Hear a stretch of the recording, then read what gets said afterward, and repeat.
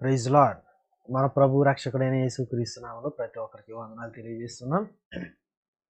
ఈ శుక్రవారపు పరిశుద్ధ ఆరాధనకు ప్రేమపూర్వకమైనటువంటి ఆహ్వానాన్ని తెలియజేస్తున్నాం. తల ఉంచినట్లయితే ప్రార్థన చేసుకుని ఆరాధన ప్రారంభించుకున్నాం. ప్రేమ కనికరము కలిగిన మా ప్రియ పరలోకపు తండ్రి, ఈ దినమంతట్లో మీరు మాకు తోడుగా ఉన్నందుకే నీకు వందనాలు. ఈ రాత్రికాల సమయంలో నీ ప్రజలుగా నేను ఆరాధించడానికి, నేను గూర్చి నేర్చుకోవడానికి, ఇదిగో ఈ విధంగా సాహసించడానికి మాకు ఇస్తున్న ఈ తరుణాన్ని బట్టి, ఈ భాగ్యాన్ని బట్టి నీకు స్తోత్రాలు. మేము నిన్ను ఆరాధించినప్పుడు సత్యంతో కూడిన ఆత్మతో ఆరాధన చేయడానికి మాకు నేర్పించండి. మా ప్రభు అయిన యేసుక్రీస్తును అత్యధికంగా ప్రేమించడానికి మాకు నేర్పించండి. అట్టి అవకాశాలను మేము ఎట్లా వాడుకోవాలో ఆ విధమైనటువంటి దానికి కావాల్సిన సిద్ధపాటును అనుగ్రహించండి. ఈ ఆరాధనకు ఆటంకంగా నిలిచేటువంటి ప్రతి అడ్డుబండలను జయించడానికి మాకు సహాయం ఇవ్వండి. టెక్నికల్ ప్రాబ్లమ్స్ నుండి మమ్మల్ని సంరక్షించండి. ఈ ఆరాధన అంతటి ద్వారా నీ నామానికి మా జీవితాలకు దీవెన కలిగినట్లుగా సహాయం అనుగ్రహించమని యేసుక్రీస్తు నామంలో ప్రార్థిస్తున్నాం తండ్రి, ఆమేన్. ఈ సమయంలో ఆంధ్ర క్రైస్తవ కీర్తన పుస్తకం నుండి 786వ కీర్తన పాడుకుని దేవుని యొక్క నామాన్ని మనం కలుగుతాం.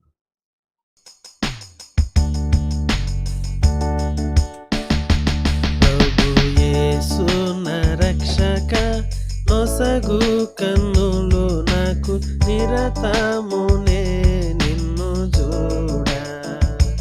ప్రభు యేసు నా రక్షక, నొసగు కన్నులు నాకు నిరతమునే నిన్ను చూడ. అల్ఫయు నీవే, ఒమేగయు నీవే, అల్ఫయు నీవే, ఒమేగయు నీవే. యేసు నా రక్షక, నొసగు కన్నులు నాకు నిరతమునే నిన్ను చూడ. ప్రియుడైన యోహాను పద్మసులో, ప్రియమైన యేసుని స్వరూపము. ప్రియుడైన యోహాను పద్మసులో, ప్రియమైన యేసుని స్వరూపము. ప్రియమరజూచి బహుధన్యుడయ్యే, ప్రియ ప్రభు నిన్ను చూడనిమ్ము. ప్రియమరజూచి బహుధన్యుడయ్యే, ప్రియ ప్రభు నిన్ను చూడనిమ్ము. ప్రభు యేసు నా రక్షక, నొసగు కన్నులు నాకు నిరతమునే నిన్ను చూడ. లెక్కలేని మార్లు చెడిపోతిని, దిక్కులేని వాడనే నైతిని. లెక్కలేని మార్లు పడిపోతిని, దిక్కులేని వాడనే నైతిని. చక్క చేసిన నేత్రాలు తెరచి, ప్రక్కున నిన్ను చూడనిమ్ము. చక్క చేసిన నేత్రాలు తెరచి, ప్రక్కున నిన్ను చూడనిమ్ము. ప్రభు యేసు నా రక్షక, నొసగు కన్నులు నాకు నిరతమునే నిన్ను చూడ. ఎరిగి ఎరిగినే చెడిపోతిని, యేసుని గాయము రేపితిని. ఎరిగి ఎరిగినే చెడిపోతిని, యేసుని గాయము రేపితిని. మోసపోతిని నే దృష్టి దొలగితి, దాసుడ నిన్ను చూడనిమ్ము. మోసపోతిని నే దృష్టి దొలగితి, దాసుడ నిన్ను చూడ నిమ్ము. ప్రభు యేసు నా రక్షక నొసగు కన్నులు నాకు నిరతమునే నిన్ను చూడ. ఎందరేసుని వైపు చూచెదరో పొందెదరు వెలుగు ముఖమున. ఎందరేసుని వైపు చూచెదరో పొందెదరు వెలుగు ముఖమున. సందేయము లేక సంతోషించుచు ముందుకు పరుగెత్తెదారు. సందేయంబు లేక సంతోషించుచు ముందుకు పరుగెత్తెదారు. ప్రభు యేసు నా రక్షక నొసగు కన్నులు నాకు నిరతమునే నిన్ను చూడ. విశ్వాసకర్త ఓ యేసు ప్రభు కొనసాగించు వాడ యేసు ప్రభు. విశ్వాసకర్త ఓ యేసు ప్రభు కొనసాగించు వాడ యేసు ప్రభు. వినయముతో నేను నీ వైపు చూచుచు విసుగాక పరుగెత్తనేకు. వినయముతో నేను నీ వైపు చూచుచు విసుగాక పరుగెత్తనేకు. ప్రభు యేసు నా రక్షక నొసగు కన్నులు నాకు నిరతమునే నిన్ను చూడ. కంటికి కనబడని వెల్నియో చెవికి వినబడని వెన్నియో.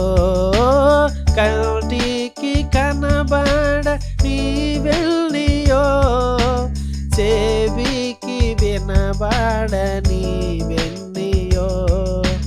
హృదయ గోచరము గాని వెన్నియో సిద్ధపరచితివనాకై. హృదయ గోచరము గాని వెన్నియో సిద్ధపరచితివనాకై. ప్రభు యేసు నా రక్షక నొసగు కన్నులు నాకు నిరతమునే నిన్ను చూడ. లోక భోగాలపై నా నేత్రముల్ సోకాకుండునట్లు కృప చూపుము. లోక భోగాలపై నా నేత్రముల్ సోకాకుండునట్లు కృప చూపుము. నీ మహిమ దివ్య స్వరూపమును నిండార నన్ను చూడ నిమ్ము. నీ మహిమ దివ్య స్వరూపమును నిండార నన్ను చూడ నిమ్ము. యేసు నా రక్షక నొసగు కన్నులు నాకు నిరతమునే నిన్ను చూడ. ప్రభు యేసు నా రక్షక నొసగు కన్నులు నాకు నిరతమునే నిన్ను చూడ. దేవునికి స్తోత్రం, దేవునికి స్తోత్రం, దేవునికి స్తోత్రం.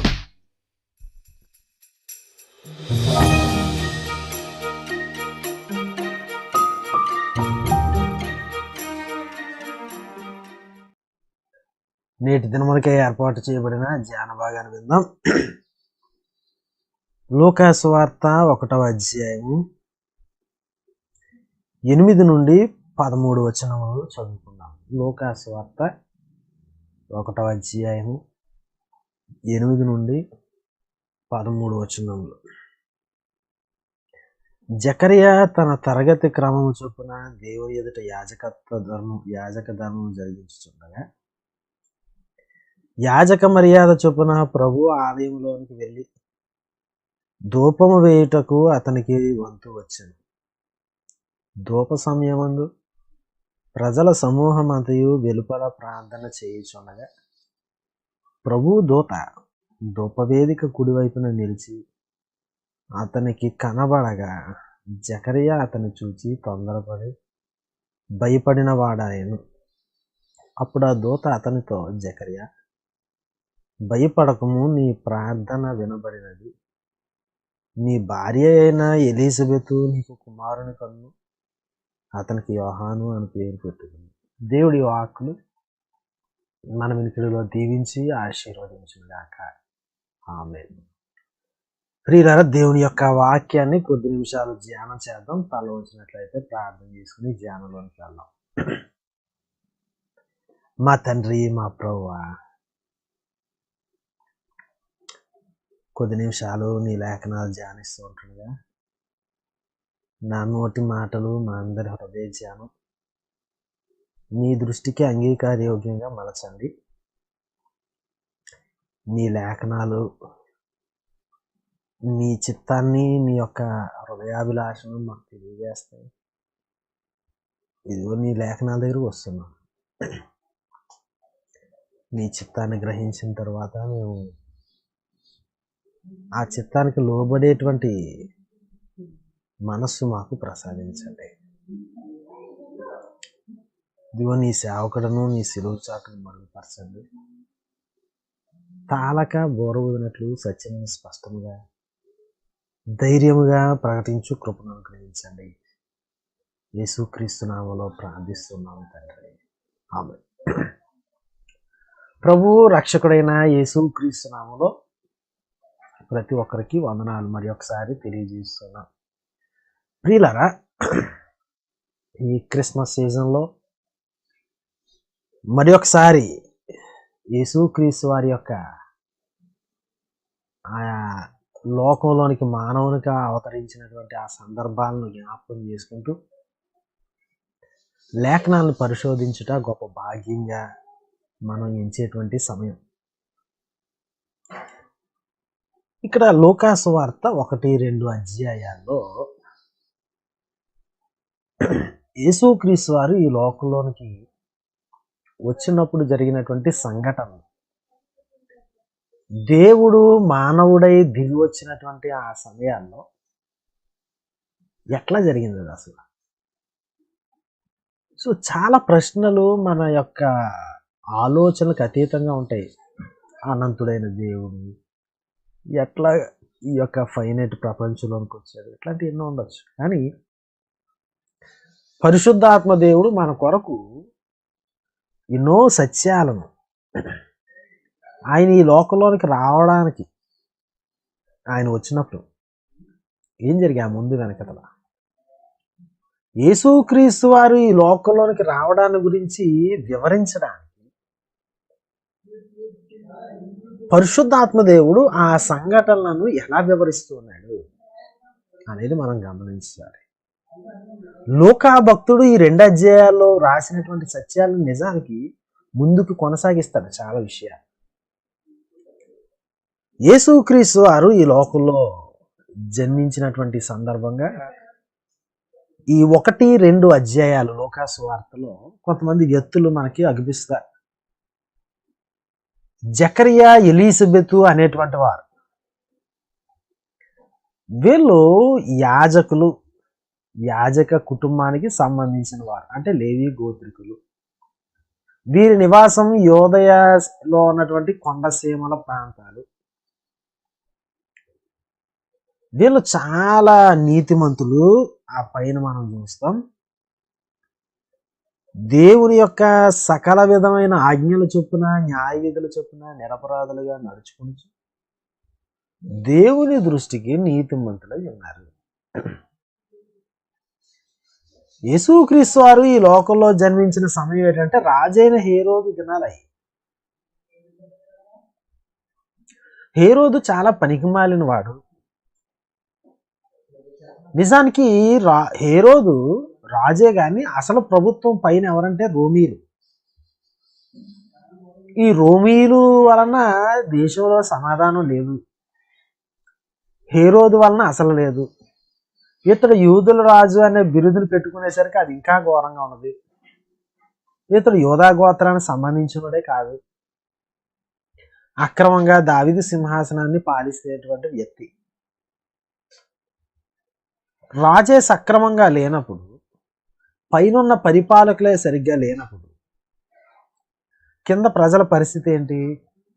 ఆర్థిక పరమైనటువంటి అణిచివేత, బానిసత్వపు వ్యవస్థ, వివిధమైనటువంటి రంగాల్లో సాంస్కృతిక, సామాజిక, ఈ మతపరమైనటువంటి వ్యవస్థలన్నీ కూడా ఒక విధంగా కుళ్ళిపోయినటువంటి పరిస్థితి.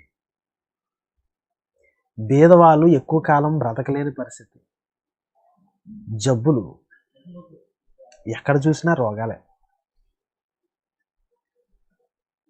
నిజానికి మొదటి శతాబ్దంలో ఇస్రాయేల్ దేశమే కాదు కానీ ఈ మెడిటరేనియన్ ప్రపంచం అంతా, మధ్యధరా సముద్రానికి చుట్టుపక్కల ఉన్నటువంటి ప్రాంతాలన్నీ ఇట్లాంటి పరిస్థితుల్లోనే ఉన్నాయి.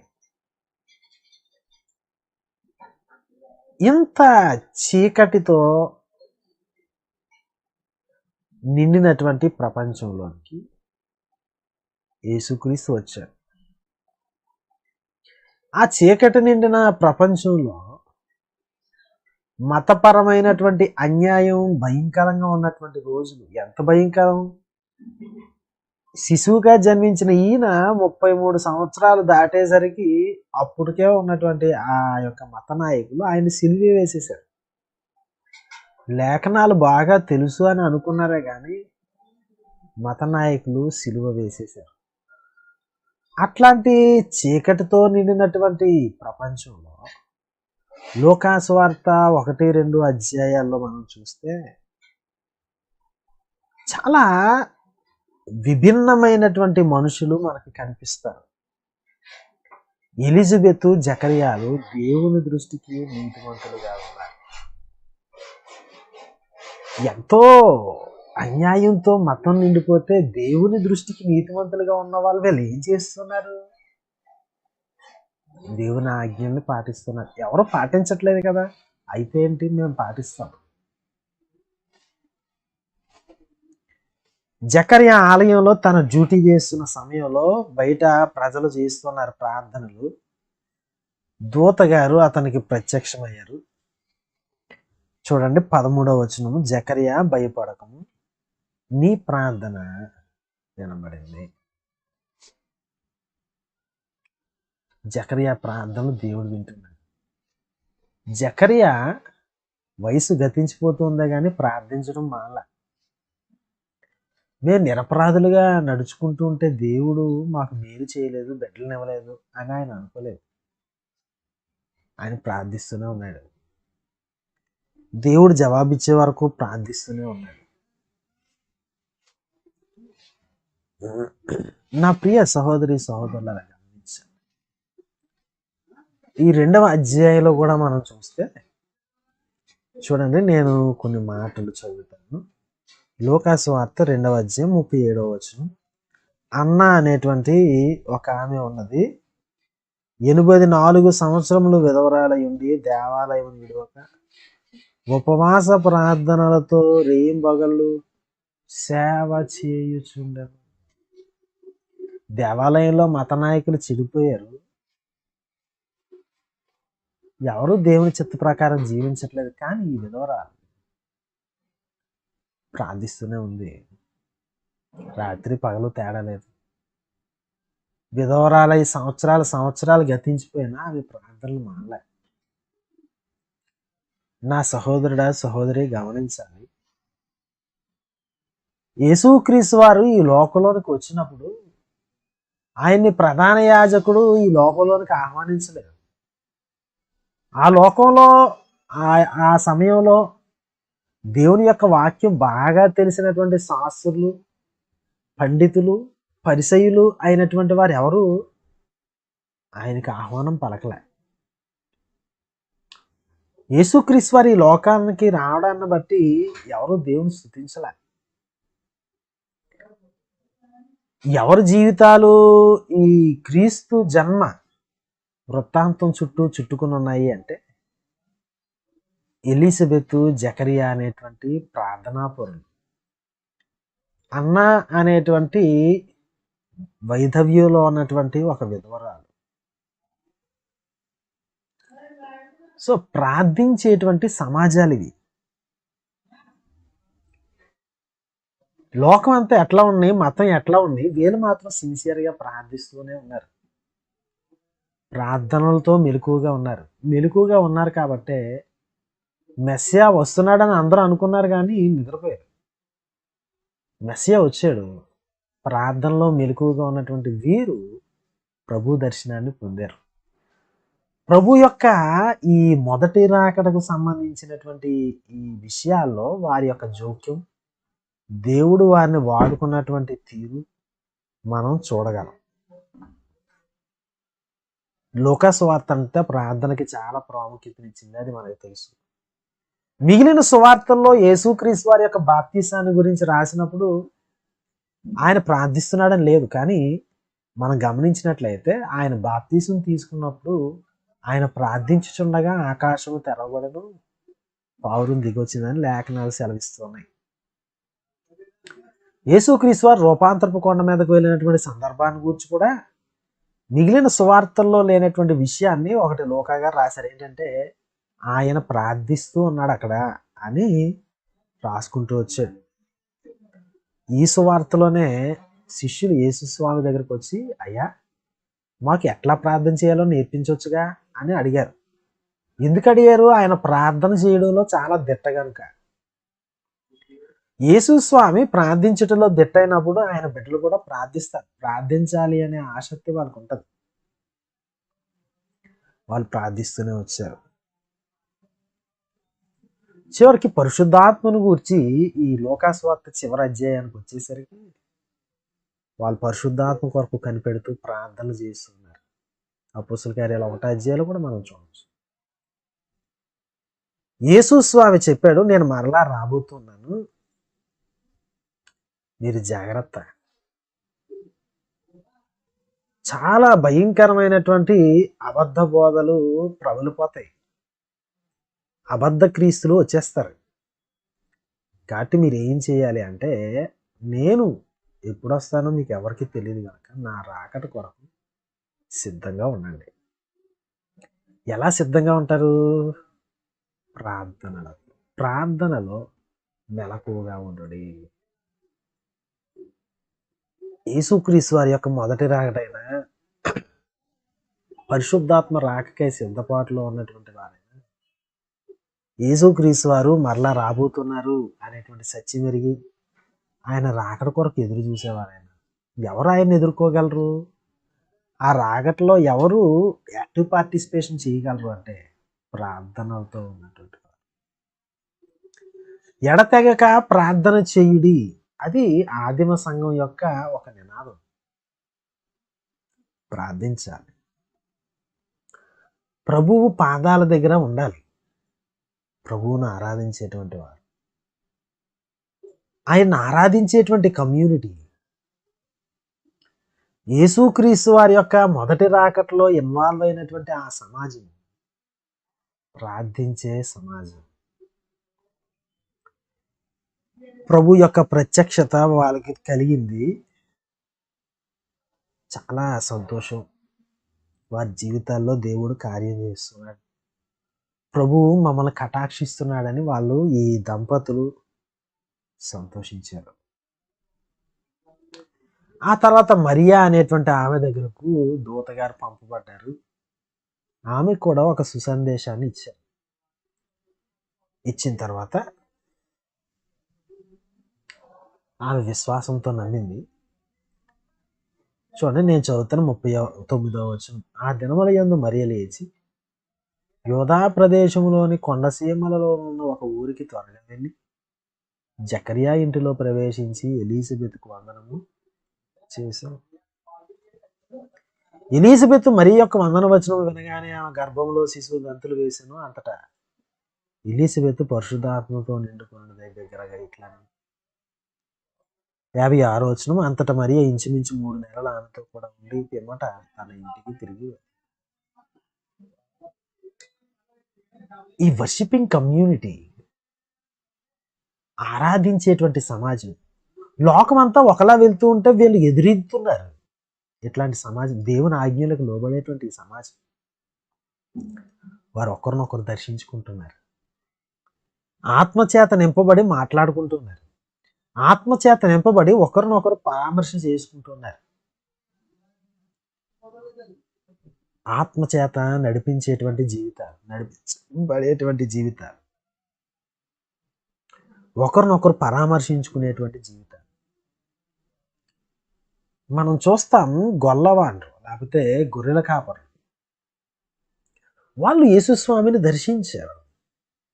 యేసుస్వామిని తీసుకుని యెరూషలేము దేవాలయానికి వెళ్తే సిమియోను అన్న వీళ్ళు దర్శించారు. ఆ వార్తను అన్న ఏం చేసిందంటే ఇశ్రాయేలు ఆదరణ కొరకు కనిపెట్టే వారికి షేర్ చేసింది.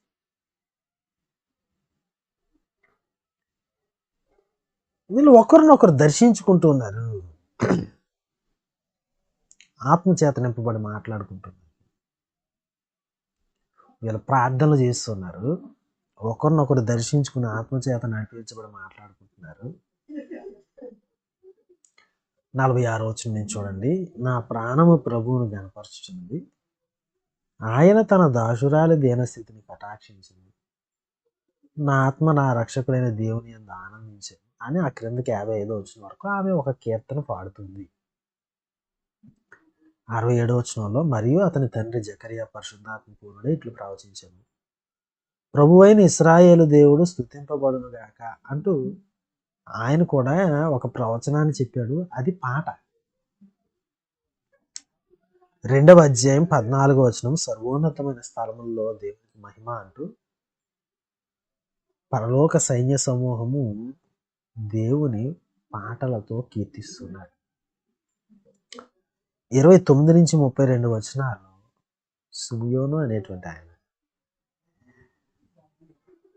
ఆయన కూడా ప్రవచించాడు. అది కూడా పాట. దేవుని యొక్క సమాజము పాడుతూ ఉన్నారు. పాటల్లో దేవుని యొక్క వాక్యాన్ని ఇముడ్చుకుని వాళ్ళు దేవుణ్ణి ఆరాధిస్తున్నారు. వాళ్ళకి లేఖనాలు ప్రాముఖ్యమైనవి, లేఖనాలని వాళ్ళు పాడుతున్నారు. యేసుక్రీస్తు వారి యొక్క మొదటి రాకడలో ఎవరు ఇన్వాల్వ్ అయ్యారు? పాడేవారు, లేఖనాలను పాడేవారు. పాడే సమాజం, ఆరాధించే సమాజం పాడుతుంది. అంత మాత్రమే కాదు, 67 వచనంలో పరిశుద్ధాత్మ పూర్ణుడై ఇట్లు ప్రవచించారు. మత్తయి సువార్తలో కూడా మనం చూడొచ్చు లేఖనాల యొక్క ప్రాముఖ్యత. లేఖనాలకు చాలా విలువిచ్చారు, విలువిచ్చేవారే లేఖనాలు కంఠస్థం చేశారు. లేఖనాల్లో ప్రవీణులు వాళ్ళెవరు ఈ విషయాలు ఇది చేయలేదు. లేఖనాలకు లోబడి లేఖనాలు వారి జీవితంలో తెచ్చుకున్నటువంటి వారు, వాళ్ళని దేవుడు వాడుకున్నాడు. ఈ కమ్యూనిటీ ఒకరిని బట్టి ఒకరు సంతోషించారు.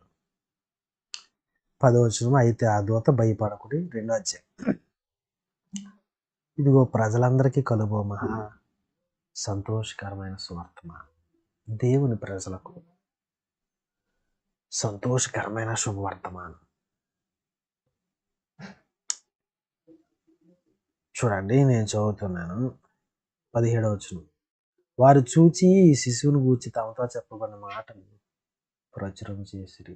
చాటేటువంటి సమాజం, హృదయంలో దాచుకునేటువంటి సమాజం.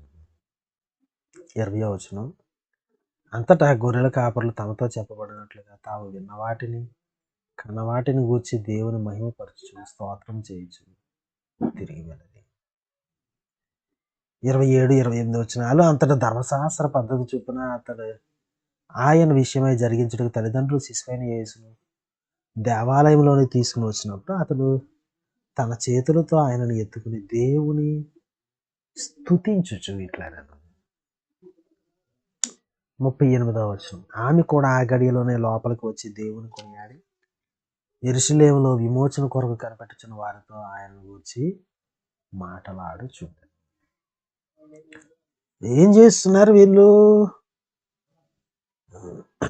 దేవుణ్ణి ఆరాధిస్తున్నారు, దేవుణ్ణి మహిమపరుస్తున్నారు, దేవుణ్ణి గణపరుస్తున్నారు. ఈ సమాజం అండి యేసుక్రీస్తు వారి యొక్క రాకట్లో అలర్ట్గా ఉన్నటువంటి వాడు. వీళ్ళ గురించి ఇంకా కొన్ని మాటలు చదువుతాను చూడండి. 25వ వచనము, యెరూషలేమునందు సిమియోను అని ఒక మనుష్యుడుండెను. అతడు నీతిమంతుడును భక్తిపరుడునై ఉండి ఇశ్రాయేలు యొక్క ఆదరణ కొరకు కనిపెడుతూ ఉన్నాడు.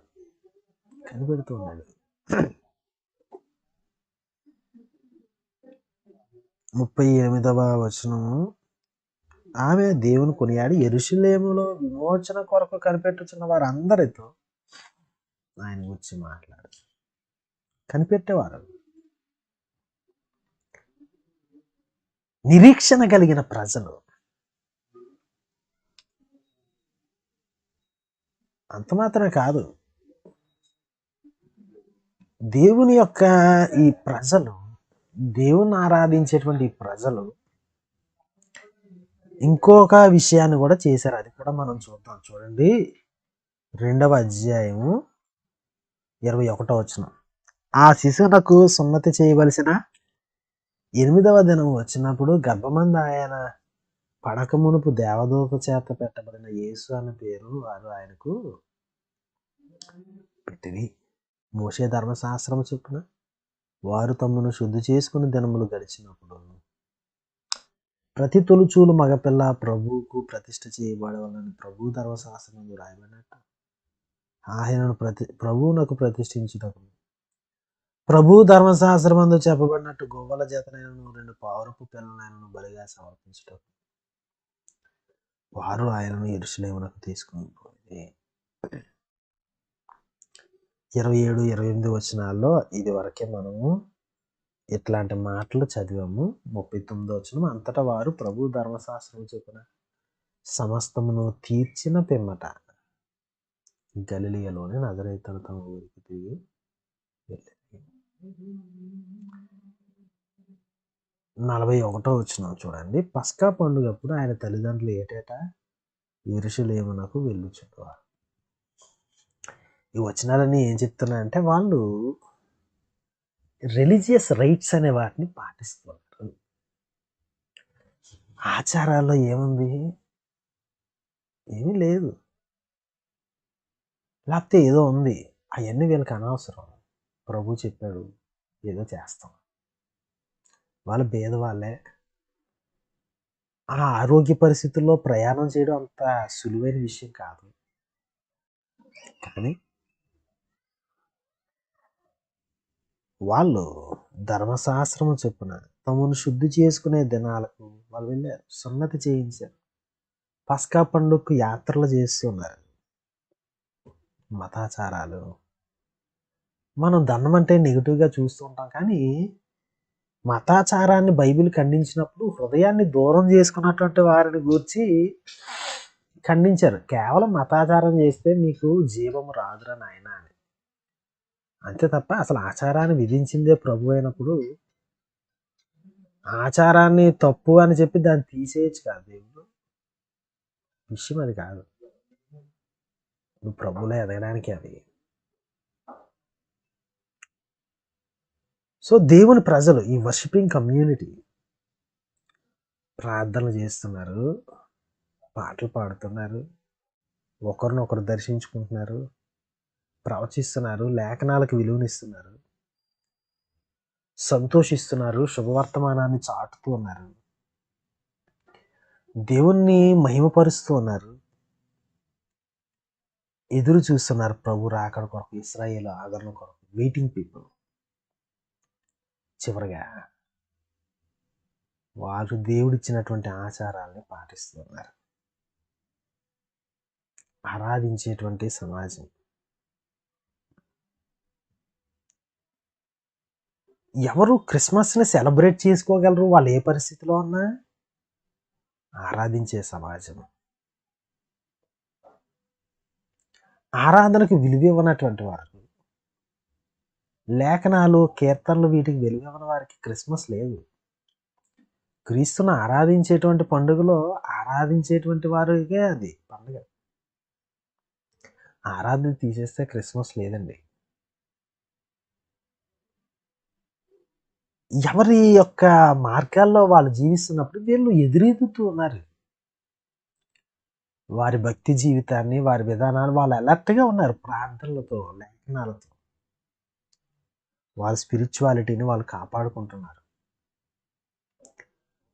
అఫ్ కోర్స్ వాళ్ళు వేరే వేరే ప్రాంతాల్లో జీవించే వాళ్ళు కావచ్చు, వేరే వేరే సామాజిక వర్గాలకు సంబంధించిన వాళ్ళే కావచ్చు, వేరే వేరే గోత్రాలకు సంబంధించిన వాళ్ళే కావచ్చు, వేరే వేరే వృత్తులు కలిగిన వారే కావచ్చు. కానీ వాళ్ళందరూ దేవుని కుమారుని యొక్క జన్మ వృత్తాంతంలో ఇన్వాల్వ్ అవ్వడానికి కారణం ఏంటి అంటే they belong to worshipping community, ఆరాధించేటువంటి వారు, వివాహానికి సిద్ధపడేటువంటి వారు, వైవాహిక వ్యవస్థలో ప్రారంభంలో ఉన్నటువంటి వారు, వైవాహిక వ్యవస్థను చివరిలో ఉన్నటువంటి వారు, వైదవ్యాన్ని కూడా అనుభవించిన అందరూ ఉన్నారు ఇందులో.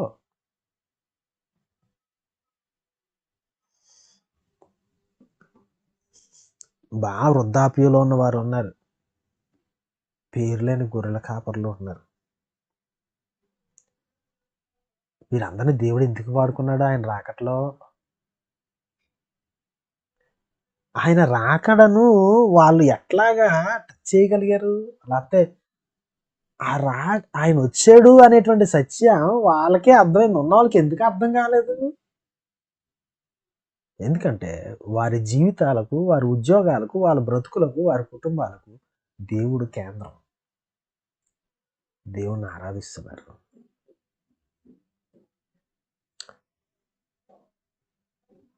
సో యేసుక్రీస్తు రెండవ రాకడ కొరకు సిద్ధంగా ఉన్నాం మనం. ఆయన చెప్పాడు మీరు అలర్ట్గా ఉండాలి, మీరు సిద్ధంగా ఉండాలి, ప్రార్థించాలి.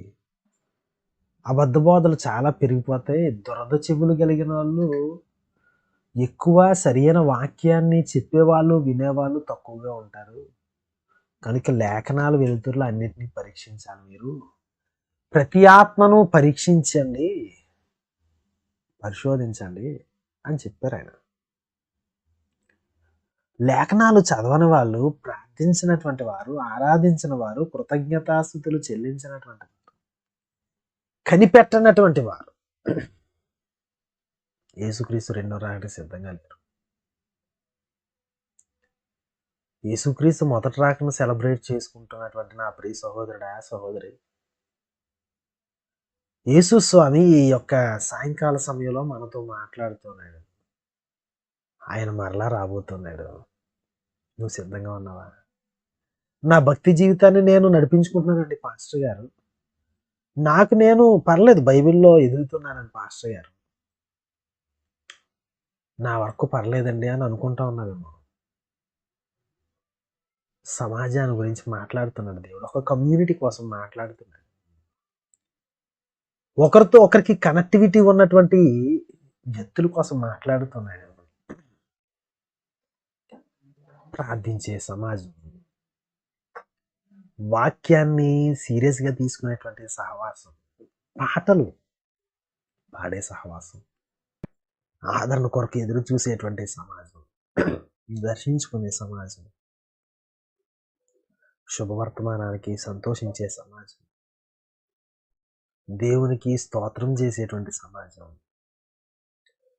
ఆచారాన్ని సరియైన రీతిలో పాటించేటువంటి సమాజం. ఇట్టి సమాజంలో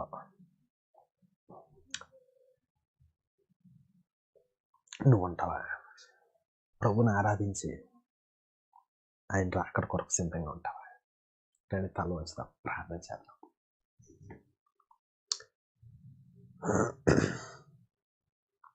ప్రేమ నమ్మకం కలిగిన మా తండ్రి, నీ కుమారుడైన యేసుక్రీస్తు రక్తధారల వలన మీరు మమ్మల్ని కన్నారు, నీ కుటుంబంలో భాగంగా మమ్మల్ని చేశారు. మేము నీ కొరకు ఎట్లా జీవిస్తున్నామో పరిశీలన చేసుకోవడానికి. నీ కుమారుడు తిరిగి రాబోతున్నాడు కనుక మేము ఎంత సిద్ధపాటులో ఉన్నామో, ఎట్లాంటి సమాజంగా ఉన్నామో పరిశీలన చేసుకోవడానికి ఈ సాయంకాల సమయంలో మరో అవకాశాన్ని ఇచ్చినందుకు స్తోత్రాలు. ఎంతవరకు సమాజంగా మేము ప్రార్థిస్తున్నామో, ఎంతవరకు దురద చెవులు లేకుండా, దుర్బోధలకు దూరంగా సత్యమైన వాక్యాన్ని బోధించడానికి, వినడానికి, అభ్యసించడానికి ప్రయత్నం చేస్తున్నాము. ఎంతవరకు లేఖనాల చేత నింపబడిన పాటల్ని మేము పాడుతున్నాము. ఎంతవరకు మా యొక్క నిరీక్షణను కోల్పోకుండా ఓపికతో ముందుకు సాగుతున్నాము. ఏ పరిస్థితిలో ఉన్నా, ఏ నేపథ్యం నుండి మేము వచ్చినా నిన్నే ఆరాధిస్తూ, నిన్నే కేంద్రంగా చేసుకుని జీవించే వారిగా ఉన్నామో లేదో పరిశీలించుకునే భాగ్యాన్ని మాకు ప్రసాదించినందుకు స్తోత్రాలు. బిడ్డలు ఎవరికి వాళ్ళు పరిశీలన చేసుకోవడానికి సహాయం చేయండి. ప్రతివాడు తను తాను పరీక్షించుకోవలను అని లేఖనాలు సెలవిచ్చిన రీతిలో బిడ్డల యొక్క హృదయాలు పరిశోధించుకోవడానికి సహాయం చేయండి. నీ ముఖ కాంతిలోనికి రావడానికి, నీ ముఖ కాంతిలో మా జీవితాలు సరి చేసుకోవడానికి సహాయం చేయండి.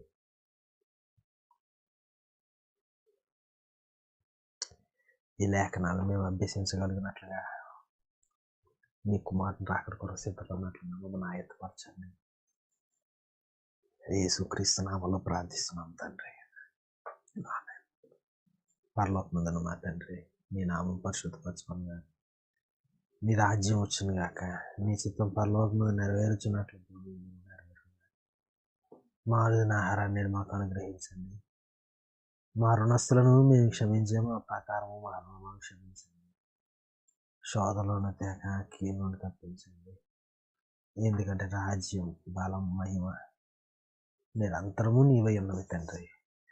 ఆమేన్. ఇప్పుడు మన పరమ తండ్రి అయిన దేవుని యొక్క ప్రేమ, ఆయన కుమారుడైన యేసుక్రీస్తు వారి యొక్క కృప, పరిశుద్ధ ఆత్మ యొక్క అన్యోన్య సహవాసం ఆయన ప్రేమించే వాళ్ళందరికీ, మరి ముఖ్యంగా ఈ ఆరాధనలో పాల్గొన్న వారందరికీ తోడుగా ఉండి నడిపించును గాక. ఆమేన్. ఈ రాత్రికాల సమయంలో పాలు పంపులు పొందిన ప్రతి ఒక్కరికి సంఘం పక్షంగా వందనాలు తెలియజేస్తున్నాం. ప్రియులారా గమనించండి, ఆదివారం యథావిధిగా ఉదయం 8 గంటలకు పరిశుద్ధ ఆదివారం ఆరాధన జరుగుతుంది కనుక ప్రేమపూర్వకంగా ఆహ్వానిస్తున్నాం. ప్రార్థన పూర్వకంగా వచ్చి దైవ దీవెనలు పొందాలని మనం చేస్తున్నాం. ప్రభు బలను సమీపిస్తాం కనుక ప్రతి ఒక్కరూ సిద్ధపడి సమీపించాలని మనం చేస్తున్నాం. ఈ సంవత్సరానికి చిట్ట చివరి ప్రభు బల ఆరాధన కనుక ఎవరు మిస్ అవ్వద్దని ప్రేమపూర్వకంగా మనం చేస్తున్నాం. ఈ రాత్రికాల సమయంలో దేవుడు మనందరికీ తోడైనను గాక. Good night. God bless you.